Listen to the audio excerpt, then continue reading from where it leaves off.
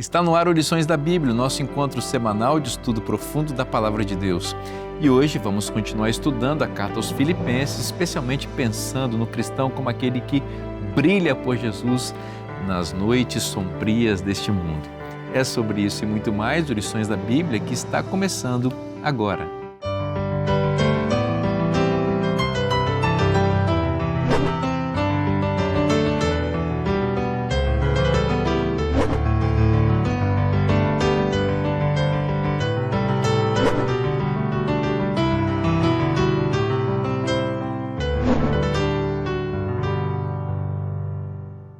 Você já está vendo que eles já estão aqui, não é? E se eles já estão aqui, é hora de começar o estudo desta semana que está imperdível.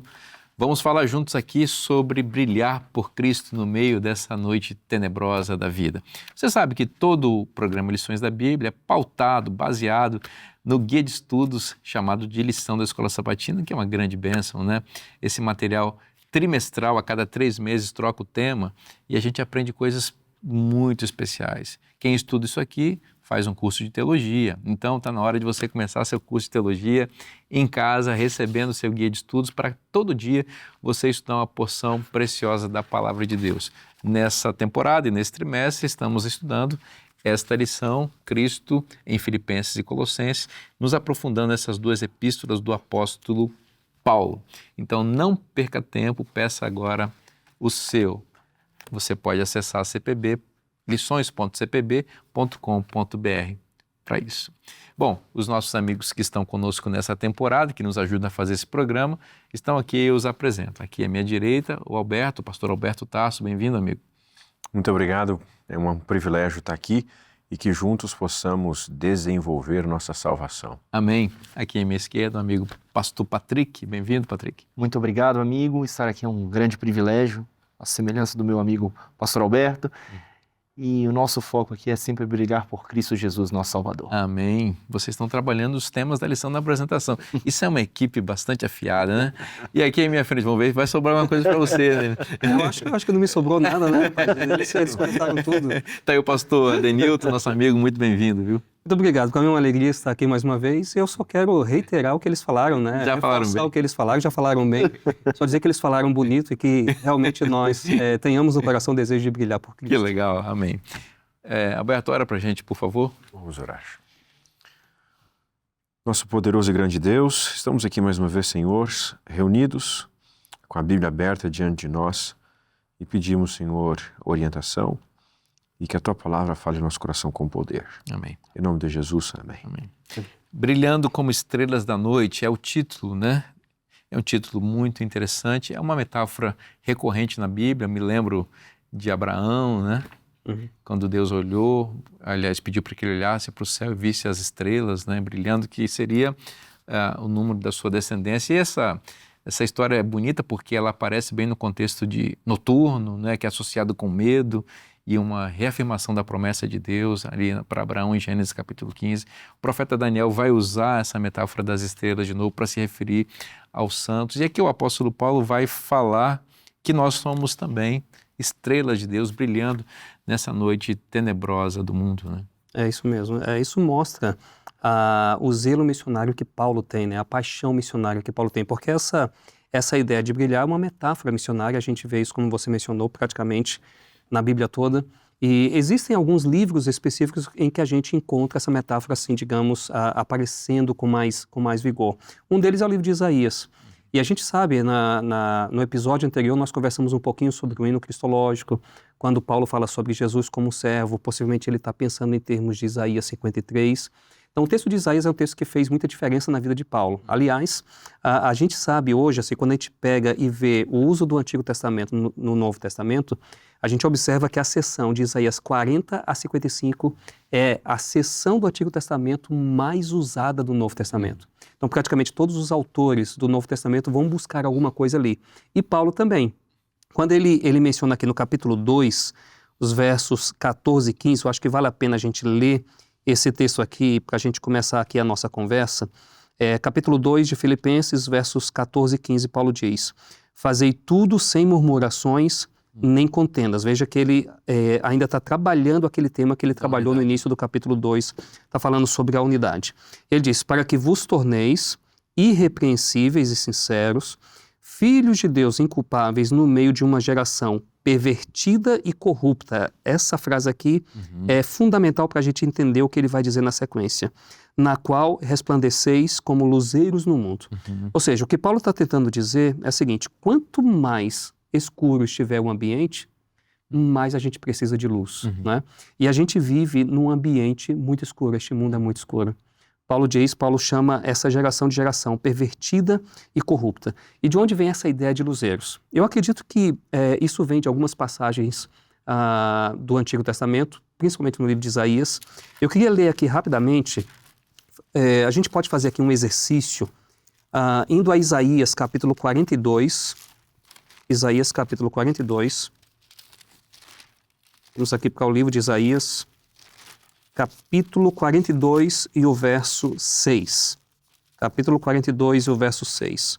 Diz aqui, eu, o Senhor, te chamei em justiça, tomar-te-ei pela mão e te guardarei e te farei da aliança com o povo e luz para os gentios ou luz para as nações, dependendo da tradução. Pode ser uma coisa e pode ser outra. Luz para os gentios, luz para as nações. Capítulo 49 e o verso 6, capítulo 49 e o verso 6, nós temos algo semelhante. Sim, diz ele, pouco é o seres meu servo, para restaurares as tribos de Jacó e tornares a trazer os remanescentes de Israel, também te dei como luz para os gentios. E aí veja essa última frase, para seres a minha salvação até a extremidade da terra. Em algumas versões, até os confins da terra. Isso nos faz lembrar, por exemplo, a comissão que Cristo dá em Atos capítulo 1, verso 8. Porque Cristo diz, olha, até os confins. Sereis minhas testemunhas até os confins da terra. Então, Jesus está utilizando a linguagem daqui de Isaías 49, verso 6. Aí nós vamos para Isaías 60, versos 1 a 3, Isaías 60, versos 1 a 3, um texto onde a metáfora da luz aparece também com muito vigor. Dispõe-te, resplandece, porque vem a tua luz, e a glória do Senhor nasce sobre ti, porque eis que as trevas cobrem a terra. Olha só que coisa interessante, as trevas cobrem a terra. Então, se as trevas cobrem a terra, de que a gente precisa? A gente precisa de luz, porque eis que as trevas cobrem a terra e a escuridão os povos. Veja assim que luz aqui tem um sentido meio metafórico, né? Então, as trevas cobrem a terra, até aí parece ser uma luz literal, mas quando fala aqui escuridão os povos, então está dizendo que os povos estão em escuridão. Aí continua, mas sobre ti aparece resplendente o Senhor e a sua glória se vê sobre ti. Isso aqui é muito bonito. Se você pegar, por exemplo, o Salmo 27, verso 1, o salmista diz, o Senhor é a minha luz. Então, Deus é luz. Mas o servo aqui também ele é apresentado como luz.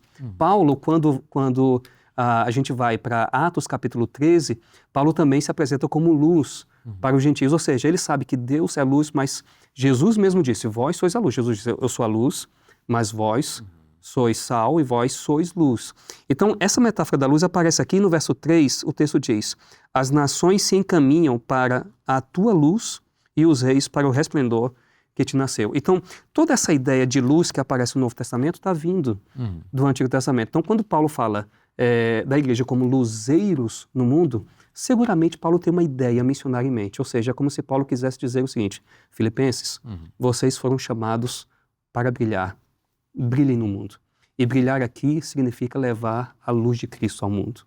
E se a perversão moral nessa metáfora significa trevas, a igreja brilha quando ela tem a moralidade do Espírito, quando ela é semelhante a Cristo, né? Então, como é que a gente vai brilhar? Não é para a gente se aparecer, não é para a gente estar nos holofotes, é para a gente ser o oposto ao mundo. Se a depravação moral significa trevas, o que é brilhar? O que é ter luz? É ter o Espírito Santo na nossa vida, nos fazendo semelhante a Cristo, né? Fantástico, né? A semelhança do tempo do apóstolo Paulo, nos nossos irmãos em Filipos, a história se repete em nossos dias da contemporaneidade. Hoje também olhamos para uma geração depravada, perversa, que também está mergulhada em trevas. Precisamos de uma geração que se levante como uma reserva moral, como uma reserva que vai dar luz a este mundo de trevas. Mas é muito bom pensarmos que nós não temos uma luz própria. Nós somos como a lua que reflete a luz do sol.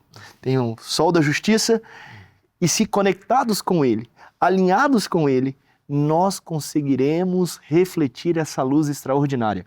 Ela está disponível. Ela está à distância de uma oração. Se nós buscarmos, está à nossa disposição. E um convite também do apóstolo Paulo é para que possamos brilhar e sermos relevantes nos nossos dias. Exato. A semelhança dos filipenses, a palavra inspirada, a Bíblia Sagrada atravessa os séculos e chega até nós, nos também fazendo um convite, pedindo, sejam relevantes nos dias atuais. Resplandeçam, brilhem a todos os povos. Exatamente. Muito bom isso. Os versos anteriores, nesse contexto de ser luz, o apóstolo Paulo também fala sobre a salvação. Então veja, a gente terminou o Paulo terminou a sua exposição desse hino cristológico aqui no verso 11, e aí ele diz assim, olha, assim, ou seja, ele está fazendo portanto, certo? Ele está concluindo aqui, então, portanto, meus amados, verso 12, capítulo 2, verso 12, como vocês sempre obedeceram, não só na minha presença, porém muito mais agora na minha ausência, desenvolvam a sua salvação com temor e tremor, porque Deus é quem efetua em vocês tanto querer como realizar, segundo a sua boa vontade. Veja, o apóstolo Paulo, que é o grande apóstolo da justificação pela fé, parece que ele usa uma expressão aqui de salvação pelas obras. Desenvolver a salvação. Ora, a salvação, se é um dom gratuito de Deus, é sem mérito, é graça, o que Paulo quis dizer com desenvolver a salvação? Uma vez eu escutei uma frase que me marcou, eu estava ainda no terceiro ano do ensino médio, e o pregador disse o seguinte, olha, que depois seria meu professor no teológico, ele disse o seguinte, olha, o contrário de graça é mérito e não esforço, certo? Então, o contrário de graça é merecer algo. Nós não merecemos nada. E o apóstolo Paulo, para não ter nenhum risco aqui, no verso 13 ele esclarece. É Deus quem efetuou tanto o querer. O que é esse querer? Eu acho que é o que alguns teólogos chamam de graça preveniente, que é a graça antes da graça. Ou seja, até o desejo do indivíduo querer buscar já é fruto da atuação do Espírito Santo. Porque ninguém com a natureza pecaminosa que tem, Totalmente depravada, por si mesmo buscaria a Deus. Então, o próprio desejo de buscar a Deus já é a graça atuando, que a gente chama de graça preveniente. Que atua em todos. Que atua em todos, né? Então, até esse querer é de graça e o efetuar também é uma ação de graça de Deus, né? É Ele quem efetua a salvação, não há nada que nós mereçamos ser salvos. No entanto, existe uma parte humana de desenvolver essa salvação, no sentido de que há uma parte a ser feita que nós temos que fazer, não é tudo automático, né? Então Deus não me acorda cedo para eu ler a Bíblia. Eu posso até orar, às vezes até alguém pode ter uma experiência de Deus acordar você às 5 da manhã, mas geralmente você coloca o despertador, você se organiza, você tem que fazer isso. Deus não faz por você. Deus não pega você pelo colarinho e te arrasta na igreja. Essa é uma decisão sua, certo? De ler a palavra de Deus, de assistir lições da Bíblia, de estar com a novo... Essas coisas são escolhas humanas. Então, é por isso que é importante a gente saber de que há uma parte humana para desenvolver a salvação. Há um esforço que tem que ser feito. Essa parte humana, ela é fruto da consciência bíblica de que nós somos livres. Exato, nós temos o livre-arbítrio. Isso vai em oposição à ideia de que o ser humano foi predestinado para uma coisa ou para outra. Se eu sou predestinado, realmente eu não coopero com Deus, eu não tenho parte nenhuma nesse processo. Deus é quem faz exatamente tudo e eu funciono como uma marionete dele. Isso é um problema. Existem teologias que vão nessa direção. Porém, a Bíblia apresenta o ser humano como feito à imagem e semelhança de Deus, tendo liberdade para fazer escolhas. E essa liberdade faz com que eu tenha um papel de sinergia com Deus, que eu trabalhe junto com Ele. Mas muito bem colocado com você, o meu trabalho nesse processo todo não me resulta em nenhum mérito. Não. Porque o mérito todo é de Deus. O trabalho de Deus abre no meu coração uma janela para que eu possa escolher trabalhar com Ele. Se eu não quiser, eu me perco. Agora, se eu escolho que Ele vai realmente ser o meu Senhor e o meu Salvador, eu me salvo. E aí, como você colocou, quer dizer, eu me salvo não, eu sou salvo por Ele. E aí as disciplinas espirituais, nessa sinergia, nesse trabalho que a gente faz com Deus, vai aprimorando nosso relacionamento com Ele e a gente vai conhecendo Ele mais. Na verdade, o próprio Paulo, ele toca nessa questão do esforço dele, né? Por exemplo, se a gente continuar aqui na leitura, você leu aqui o verso 12 e o verso 13, no verso 15, quando ele fala dos luzeiros, né, nós como luzeiros, aí ele complementa a ideia no verso 16, preservando a palavra da vida, essa é a forma como a gente atua como luzeiros no mundo, né? Nós não somos a luz, né, como você mencionou, nós preservamos a palavra da vida, mas ele diz, para que no dia de Cristo eu me glorie de que não corri em vão, nem me esforcei inutilmente. Então, Paulo fala me esforcei inutilmente, fala de esforço. Se a gente volta aqui a Efésios, no capítulo 4, verso 3, Paulo está falando também sobre a unidade da igreja, e aí ele faz alusão ao tema do esforço novamente, né? Ele diz aqui, olha, esforçando-vos diligentemente por preservar a unidade do Espírito no vínculo da paz. E a gente sabe que na prática, para a gente manter a comunhão com Deus, isso requer esforço. Às vezes você precisa dormir um pouquinho mais tarde, às vezes acordar um pouquinho mais cedo, você sair para fazer atividade missionária, às vezes você está cansado, mas você sabe que você precisa ir fazer atividade missionária. Então, tudo isso requer esforço. E a renúncia do próprio Exatamente. eu é um ato de liberdade e vontade humana, influenciada pelo Espírito, mas sou eu que decido se eu não vou olhar para determinadas coisas, eu não vou falar determinadas palavras, e se eu não vou pensar determinadas coisas que são nocivas e contrárias à palavra de Deus. Não é Deus que impõe isso em mim, me obriga a fazer o que eu não quero. Eu decido fazer. É claro que eu tenho uma tendência para não fazer ou para fazer, mas no fim das contas eu escolho ou não fazer isso. E quando a gente escolhe uma coisa que a gente não tem tendência para fazer, é esforço, é trabalho, mas é um trabalho que não é mérito meu, é mérito de Deus, né? É isso mesmo, assim. Não, interessante de que Paulo diz de que nós devemos desenvolver a salvação, ele usa duas palavras aqui, temor e tremor. A gente vive numa sociedade hoje muito pouco preocupada com a salvação. As pessoas hoje procuram Cristo por muitos motivos. Procuram Cristo como meu psicólogo, procuram Cristo como o que vai me dar prosperidade, procuram Cristo por diversas razões. Acontece que, biblicamente, Cristo primeiro é meu Salvador. Por isso a salvação deve ser uma preocupação constante nossa, né? Ter a certeza da salvação, de ter sido perdoado e salvo por Cristo. Então, veja, é algo que devemos fazer com profundo respeito, temor e tremor. Exatamente. E lembrando, como diz o apóstolo Paulo aqui na sequência, você já destacou esse texto, que isso é efetuado, o querer vem de Deus. É Deus que faz isso lá em nós, como você destacou e explicou muito bem. Então, no fundo, tudo vem de Deus. É para Ele que nos leva a poder decidir e a trabalhar ao lado dele. Nós vamos fazer um breve intervalo agora, com esse pensamento aqui, para a gente amadurecer ainda mais no próximo bloco. Não sai daí, o Lições da Bíblia volta já já.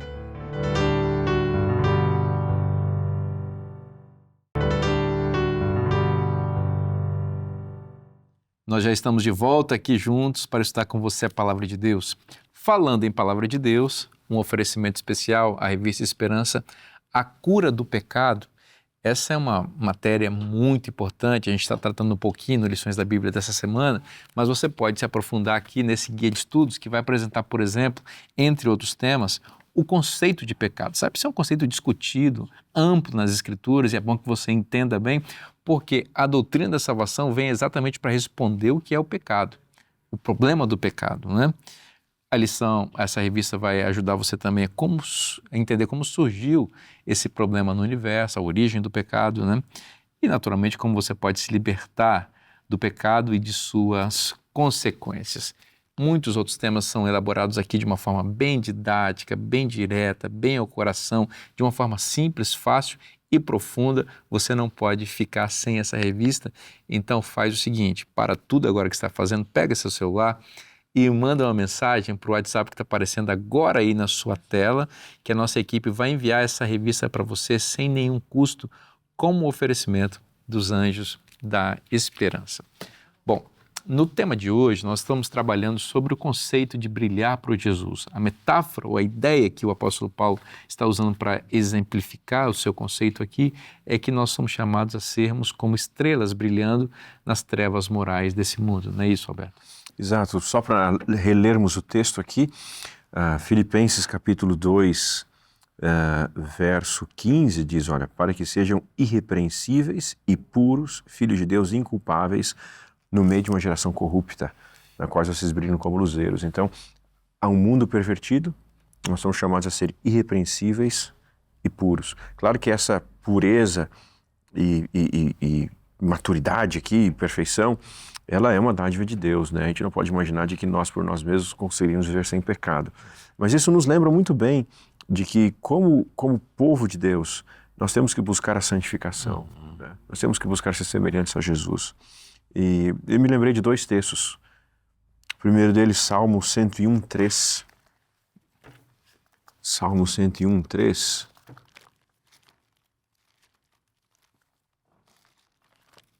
No guia de estudos, ele usa uma outra versão aqui, diferente da minha. Salmo 101, 3. O texto diz assim, olha, não porei coisa injusta diante dos meus olhos, e detesto a conduta dos que se desviam. Nada disso se pegará em mim. Então, não porei coisa injusta diante dos meus olhos. Como Jesus disse que os olhos são a janela da alma, para manter, numa época de redes sociais, de telas e telas e telas. Você também tem 2 crianças pequenas, eu também tenho uma menina de 3 anos e uma de 4 meses. E hoje se fala muito em questão de telas para as crianças. É o perigo das telas, e do olho, e hiperestimulação. É a geração das telas, tudo é tela. A gente tem que tomar certos cuidados com aquilo que a gente vê. Que tela você está vendo, né? O que você está vendo através da tela. Então aqui o texto diz, olha, cuidado, não coloque coisas injustas diante dos seus olhos. Me lembro de um outro texto, que é Jó 31:1, que diz assim, Jó diz assim, olha, fiz uma aliança com meus olhos. Ele faz uma pergunta depois, como eu poria ele sobre uma donzela? Esse texto de Jó 31, algumas vezes eu coloquei o lembrete esporádico no celular, que de vez em quando ele me apita de manhã cedo, esse Jó 31, para eu lembrar de que eu tenho uma aliança com os meus olhos e que devo cuidar da pureza do coração e daquilo que eu vejo. É um apelo para que nós busquemos a santificação e a pureza. Eu acho que tem um ponto importante aqui no verso 16, que ele diz assim, depois de descrever essa noite tenebrosa na qual nós somos chamados a brilhar como estrelas, ele diz, preservando a palavra da vida. Isso, na minha mente, eu fui Apocalipse 12:17 e 14:12. Aqui está os que guardam os mandamentos de Deus e mantêm o testemunho de Jesus. A ideia, para além de obediência aos mandamentos e ao testemunho de Jesus, é de preservação da revelação divina. O povo de Deus é chamado a preservar essa verdade, que tem sido lançada por terra no meio dessa geração tenebrosa, que faz o quê? Quebra a lei de Deus, pisa a lei de Deus, né? Desvaloriza a lei de Deus. Então nós somos chamados a isso. E eu percebo que aqui o apóstolo está nos dizendo que quando nós somos infectados com esse mal da geração atual, que contamina nossos olhos, como você mencionou, que tira a pureza da nossa alma, tira o brilho dos nossos olhos, nós corremos o risco de perder a palavra de Deus e de não sermos esses depositários da palavra. A palavra de Deus, muito mais do que um texto, e é um texto sagrado, ela é encarnada ou deve ser encarnada em nossa vida. Quando é que haverá um povo realmente que preserva os mandamentos de Deus e o testemunho de Jesus? Não é quando a gente está só com a Bíblia debaixo do braço ou quando ela está aberta, é quando ela está sendo vivida dentro de nós, não é? Expressa nos nossos comportamentos, nas nossas palavras, nos nossos atos, o nosso pensamento está encharcado com ela. É assim que Deus preserva a palavra dele. Pode tirar, os ímpios podem tirar, os governos podem tirar a palavra da nossa mão, mas jamais terão poder de tirar da nossa vida se nós fizermos um pacto com ela em nós, né? Perfeito. Então, o convite é nos apegarmos à palavra de Deus, dia após dia, estudando e colocando em prática. Hoje a estratégia não é mais tirar as Bíblias. Hoje a estratégia é ocupar tanto, na qual, de forma que as pessoas leiam e não entendam, Exato. ou não leiam. nem leiam. Então, esse hoje é o grande risco, é não buscarmos conselhos na palavra de Deus. Porque quando nós buscamos, nós entenderemos claramente que precisamos, nessa geração, de ser diferentes. Diferentes nos atos, nas ações e até nas reações. E muito mais, quando nós vamos nos contemplando Cristo, além das ações, reações, aquilo que nós externalizamos, as nossas intenções também vão sendo modificadas. E aí Cristo vai operando essa extraordinária mudança no processo da santificação e nós vamos sendo, então, agora nos tornando, na verdade, mais semelhantes a Ele. Patrick, no nosso tempo, me desculpa falar mais um pouquinho, já te passo a palavra, mas é porque é uma coisa que me instigou aqui. No nosso tempo, as pessoas que queriam alugar um filme iam a uma locadora. E aquilo você tinha que sair da sua casa, ia lá. Hoje em dia não existe mais locadoras, né? Físicas assim. Mas é assustador você perceber quantas plataformas que existem disponíveis para as pessoas assinarem. E ali você tem séries e mais séries infindáveis, com capítulos infinitos, filmes e mais filmes. E você tem várias opções de plataformas e as pessoas alugam ou compram essas plataformas e assinam isso. E criou-se até um termo que eu particularmente acho horrível esse termo, maratonar série, sabe? E a pessoa vai saindo de um capítulo e a pessoa vai se entupindo de um lixo tóxico. E muito além do conteúdo ser muitas vezes horrível, né? O que se tem ali digamos assim, é a mentalidade da secularização, da imoralidade sendo implantada na mente da pessoa. Mais do que isso é o que você falou. Não sobra tempo nem espaço na sua mente para você meditar na Bíblia. E não tem mais condição de você preservar a palavra. Então eu aproveito esse espaço aqui para a gente apelar o coração de quem está assistindo. Não entre nessa. Não entre nessa. Reserve espaço sagrado e de qualidade na sua mente, no seu tempo, para refletir na palavra de Deus. Você vai sentir diferença profunda na vida. E amigo, falando sobre as locadoras, para aqueles que não sabem, são mais jovens, além de você locar, você tinha que rebobinar. Exato. Tinha que entregá-la. Dava trabalho. E se, porventura, você tivesse interesse em assistir algum tipo de conteúdo indevido para menores de 18 anos, você não podia se você não tivesse autorização, se você não fosse maior de 18. Hoje está tão simplificado que há um clique. Então, a sedução é muito grande. Se você não estiver sendo literalmente guiado pelo Espírito Santo, apegado à palavra de Deus, facilmente você, uma hora ou outra, vai cair na cilada. Então, precisamos vigilância constante para que a gente não possa, então, cair nas garras de Satanás. Cuidado com as redes sociais, com os algoritmos ali, porque eles vão lançando sementes para seduzir você, para prender você numa T, e você vai perceber...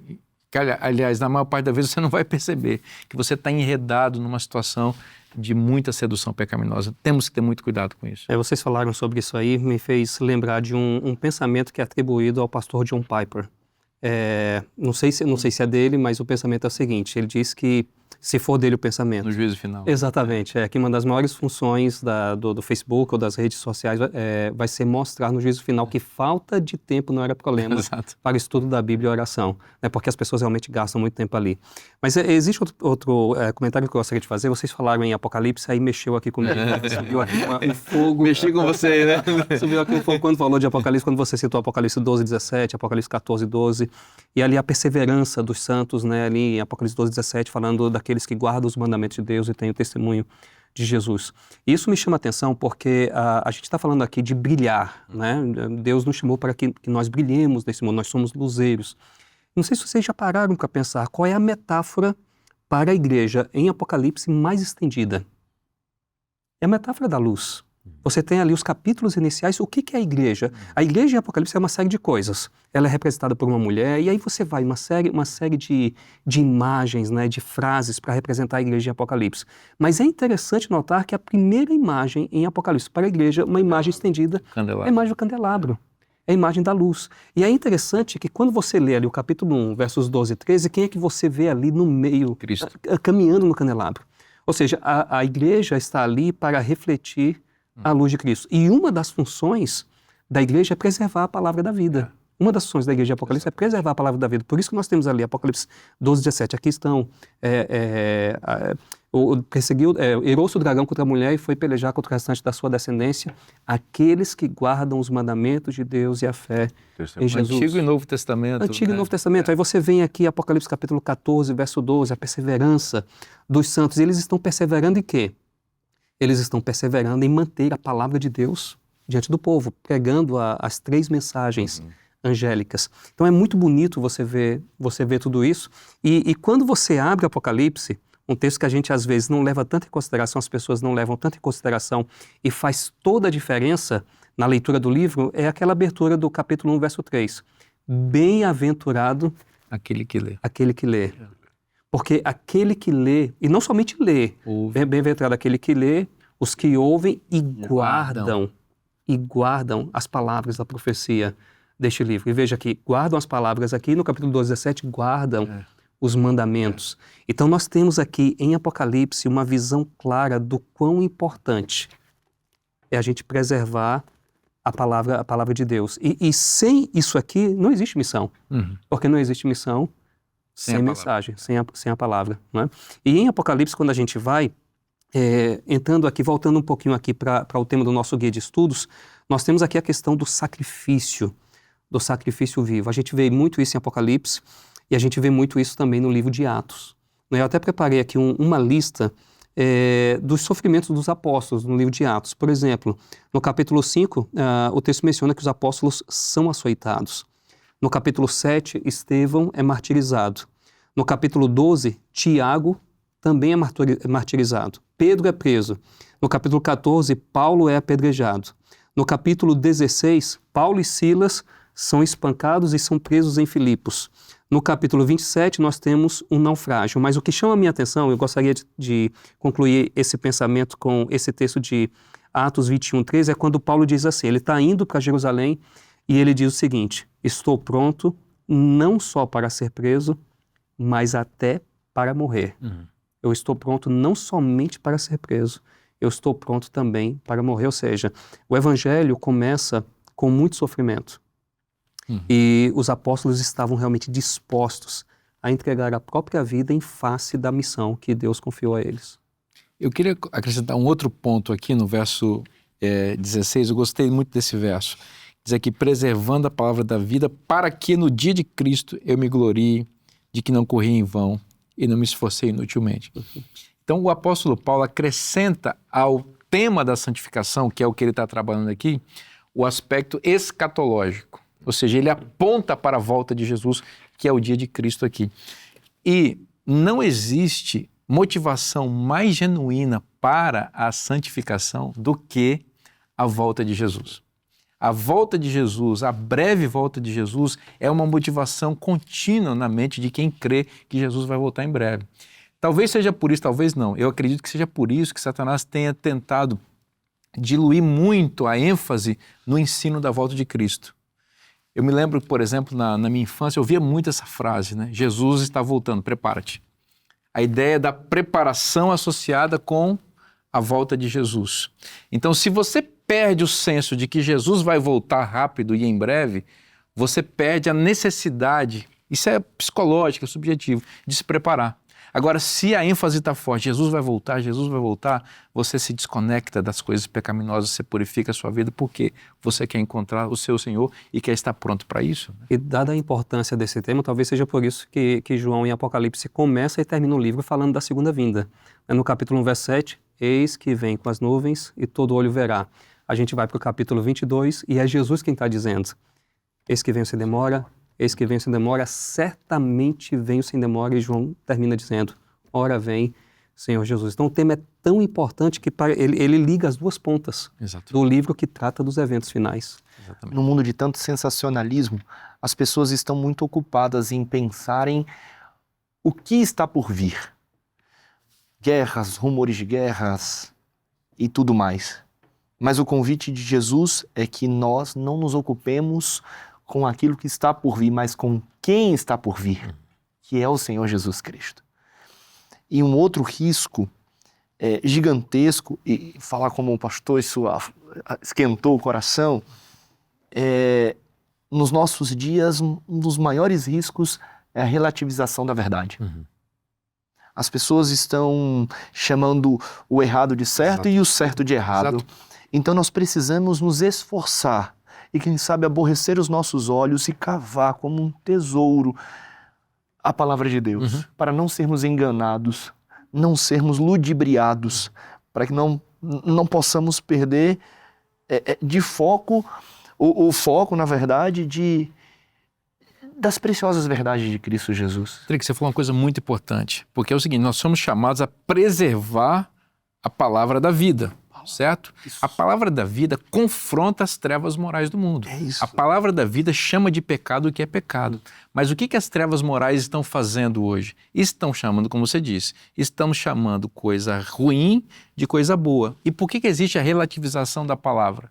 É gente que está entre os nossos círculos cristãos, que estão querendo as trevas e estão querendo acomodar as trevas dentro da igreja.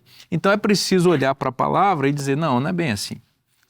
É melhor a gente entender de outro jeito, vamos interpretar de uma maneira mais humana, mais contemporânea, de uma maneira mais suave isso daqui, até porque isso aqui foi escrito há tanto tempo, as coisas eram diferentes, não pode ser que seja assim hoje. Esse é um grave desafio. Nós temos que preservar a palavra e a interpretação dela exatamente como ela foi pensada pelo autor divino e pelos seus autores humanos, porque ela continua viva, atual. O pecado continua o mesmo e nós precisamos continuar obedientes e subordinados à influência do Espírito.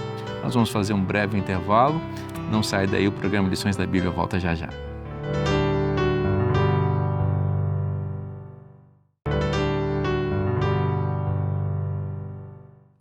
E estamos agora no último bloco do programa Lições da Bíblia de hoje. Obrigado pela sua companhia. E eu quero fazer uma palavra de gratidão a você que é Anjo da Esperança, que ajuda este programa e a Rede Novo Tempo de Comunicação, a TV Novo Tempo, a se manter no ar, pregando a mensagem da salvação. Os Anjos da Esperança são como apresentadores da Novo Tempo. Gosto de pensar assim, é como se você estivesse aqui no meu lugar, porque por causa da sua doação, eu estou aqui e os meus colegas estão aqui, mantendo esta emissora no ar com o único propósito de proclamar a mensagem. A sua importância é muito grande, seja qual for a quantia que você envia para Novo Tempo. Então, quero te agradecer por isso e convidar você, que ainda não é Anjo da Esperança, a fazer parte dessa rede do bem para ajudar pessoas a conhecer Jesus. Muito obrigado. Se você deseja ser um Anjo da Esperança, mande uma mensagem agora para o WhatsApp que está aparecendo aí na sua tela. A nossa equipe vai acolher sua mensagem com muito carinho e vai dar todos os passos para você também entrar nessa corrente de Anjos da Esperança. Meu amigo Adenilton, nós vamos continuar conversando aqui e agora o apóstolo Paulo vai concentrar sua atenção em dois de seus amigos que eram cooperadores dele nesse trabalho de evangelizar e de cuidar das igrejas, Timóteo e Epafrodito, né? Um nome bonito esse segundo aqui, né? Brincadeira, né? Para o mundo grego era bonito. Dificilmente alguém colocaria esse nome do filho, né? Acho que hoje não, né? A Timóteo até que é bonito, Timóteo, continua sim, bonito, né? O que você tem a dizer sobre Timóteo, meu amigo? Então, nós estudamos em um dos episódios anteriores que Paulo tinha a estratégia de desenvolver liderança, né? Ele tinha uma grande rede de colaboradores. Paulo tinha o hábito de trazer jovens para perto de si para treinar esses jovens para o ministério, para a obra evangélica. E Timóteo foi um desses, felizardos, né? Eu queria ter tido essa oportunidade. Quem não gostaria, né, de ter sido treinado por Paulo? Então, Paulo traz... Era um professor meio bravo também. Eu imagino João Marcos que diga, né? Exigente, né? Mas era um indivíduo que se entregou como professor, como mestre, claro. E ele treinou, né, Timóteo. E tem um texto aqui em Filipenses, eu acho que vale a pena a gente ler, no capítulo 2, a partir do verso 19... até o verso 23, em que Paulo dá algumas características de Timóteo, né? Vamos ler aqui a partir do verso 19 do capítulo 2. Espero, porém, no Senhor Jesus, mandar-vos Timóteo, o mais breve possível, a fim de que eu me sinta animado também, tendo conhecimento da vossa situação. Aí vem aqui algumas características de Timóteo. Verso 20, porque a ninguém tenho de igual sentimento. Bonito isso aqui. A ninguém tenho de igual de igual sentimento. Algumas traduções colocam alma igual. E a palavra que Paulo utiliza aqui é utilizada na versão grega do Antigo Testamento, eu anotei aqui, no Salmo 55:13, que foi traduzida exatamente como meu igual. Ué. Ou seja, Paulo está mandando alguém que ele treinou e que tinha o mesmo sentimento. Que sentimento é esse? O mesmo zelo missionário, a mesma paixão, o mesmo amor pelas ovelhas. Então, Paulo não podia estar lá, mas mandou alguém que iria fazer o trabalho que ele faria se estivesse lá. Ele treinou Timóteo para isso. Aí diz aqui no verso 21, pois todos eles buscam o que é seu próprio, não o que é de Cristo. Eu pulei aqui, aqui no final do verso 20. Sinceramente cuido dos vossos interesses, pois todos eles buscam o que é seu próprio, não o que é de Cristo Jesus. E conheceis o seu caráter provado, pois serviu ao Evangelho. Então, alguém que trabalhou pela obra evangélica junto comigo, como filho ao Pai. Olha a relação interessante aqui, né? Então, ele recebe Timóteo como um filho. Isso aqui é uma lição para todo obreiro experiente. Trazer um obreiro menos experiente para treinar, como filho, né? Ensinando a fazer a obra. Verso 23, este com efeito é quem espera enviar, tão logo tenha eu visto a minha situação. Então, esse texto aqui mostra que Paulo realmente reservou tempo para treinar jovens para a obra evangélica. E existem algumas passagens na carta de Paulo a Timóteo, veja, a gente está estudando Timóteo aqui em Filipenses, mas existem algumas passagens, algumas declarações de Paulo em Timóteo que nos dão um panorama, sabe, da maneira como Paulo treinou Timóteo. Eu queria ler isso aqui. Vamos aqui para 1 Timóteo, capítulo 1 e o verso 18. Vamos só lembrar quando que Paulo encontrou Timóteo? Foi na primeira viagem missionária, né? Então Timóteo era possivelmente bastante jovem e acompanhou Paulo durante praticamente todo o seu ministério. Então foi um discipulado longo, né? E eu acho que por isso o resultado que nós temos aqui, né? Alguém, quando Paulo fala alguém igual, né? Eu acho que por isso o resultado, porque realmente Paulo teve tempo para treinar Timóteo. Mas aqui, 1 Timóteo, capítulo 1, verso 18, nós lemos o seguinte: este é o dever de que te encarrego, ó filho Timóteo. De novo, Timóteo é chamado de filho. Segundo as profecias de que antecipadamente foste objeto. Aí veja o que Paulo diz. Combate, firmado nelas, o bom combate. Para quem conhece as cartas de Paulo, sabe onde isso vai chegar. Sabe onde isso vai chegar. Se a gente vai aqui para o capítulo 6 e o verso 12, capítulo 6, verso 12, nós lemos assim: combate o bom combate da fé. Olha só a linguagem que Paulo utiliza. 1,18 ele diz, combate o bom combate. No capítulo 6, verso 12, combate o bom combate da fé. Aí, finalmente, nós chegamos a 2 Timóteo, capítulo 4, verso 7, Paulo está falando aí da sua trajetória final, e ele diz assim, eu combati o bom combate, completei a carreira e guardei a fé. Em outras palavras, Paulo é o tipo de pastor que treinava o discípulo e dizia, faça isso, mas por que eu faço? Ou seja, quando Paulo diz para Timóteo, combate o bom combate da fé, é porque Paulo combatia o bom combate da fé. Isso nos mostra que o processo de discipulado é o seguinte, eu vou chegar para alguém e a pessoa vai me acompanhar. E eu preciso fazer para que ela veja. Depois, ela vai fazer para que eu veja.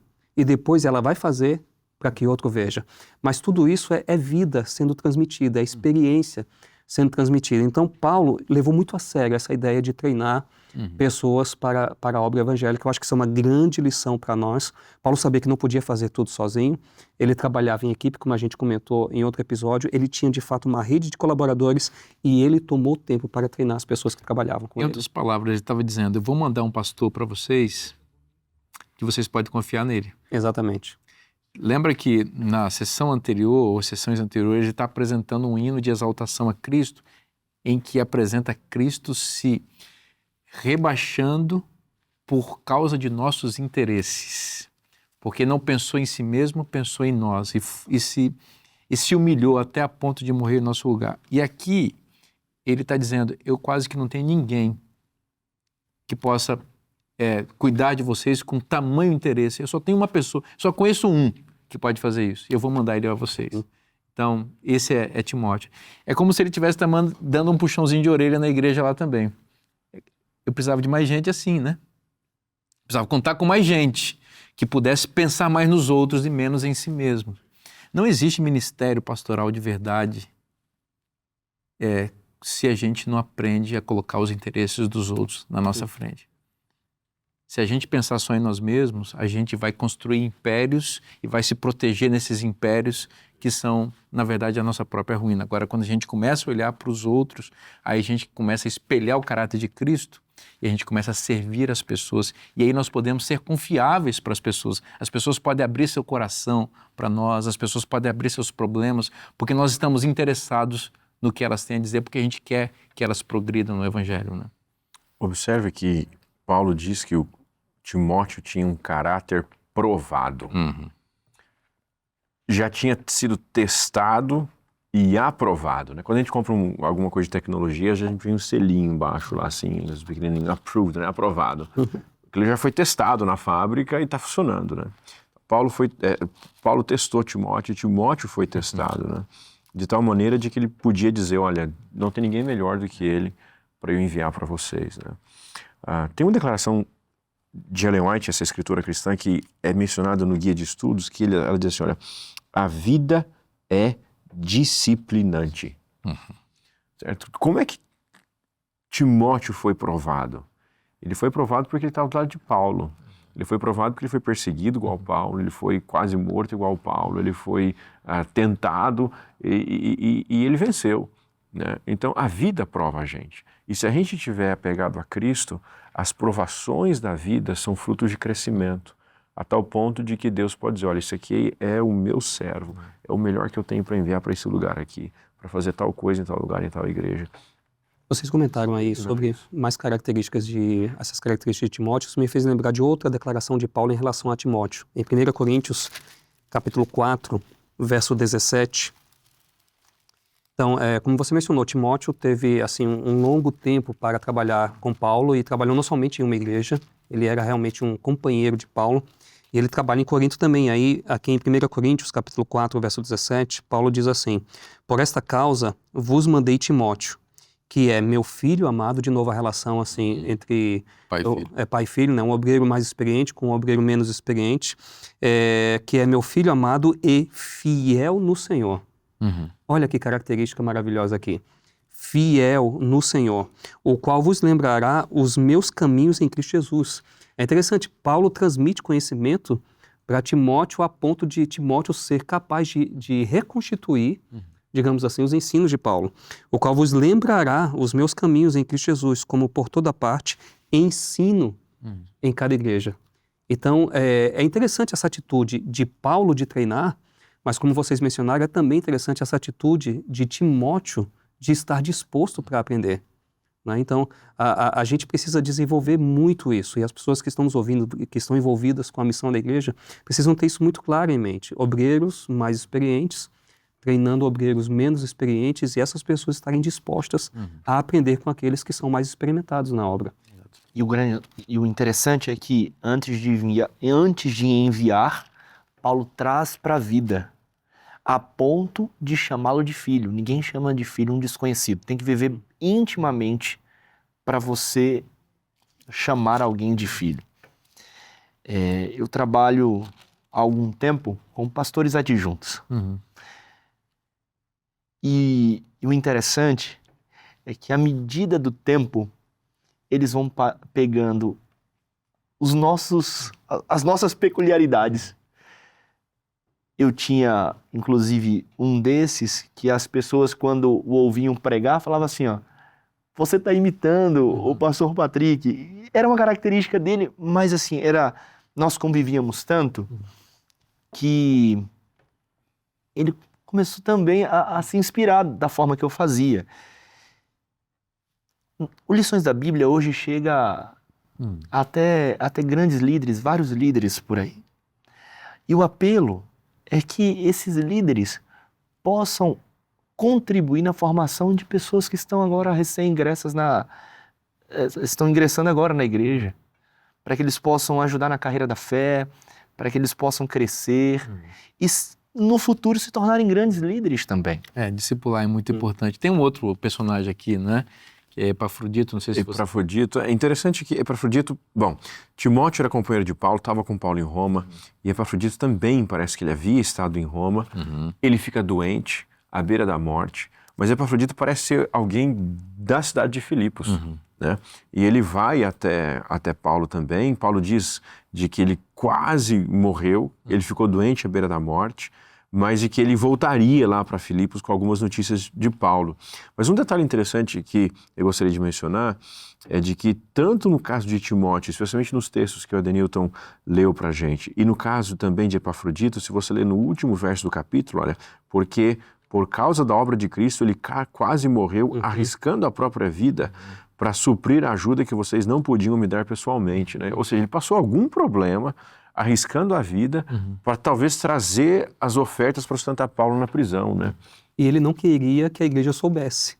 Né? O texto menciona também que ele não queria que a igreja soubesse, porque ele não queria preocupar a igreja. Preocupar a igreja. Mas veja, a morte está presente aqui, a morte está presente no caso de Timóteo, combate o bom combate, e a morte está presente para Paulo, que ele disse que ele era como um sacrifício de libação. A libação era um óleo, algo derramado em cima da oferta, né? Eu creio que Paulo, na mente dele, talvez dissesse Cristo é o sacrifício e a minha morte, seja ou a minha, ou de Timóteo, ou de Epafrodito, todas elas constroem sobre o sacrifício de Cristo e contribuem para a pregação do Evangelho. Coisa maravilhosa. Louvado seja Deus porque nós podemos participar do sacrifício de Cristo, estar com Ele, não é?